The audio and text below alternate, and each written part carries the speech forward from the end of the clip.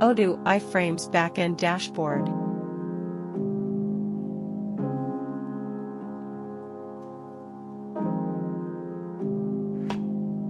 This module enables administrators in Odoo to set up iframe dashboards by specifying URLs. Users can then access these dashboard views through iframes.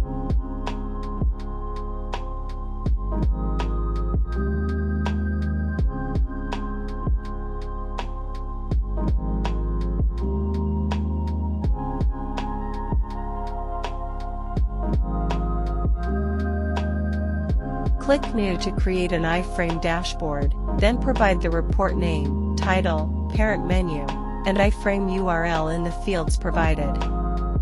Incorporate the dashboard menu after saving.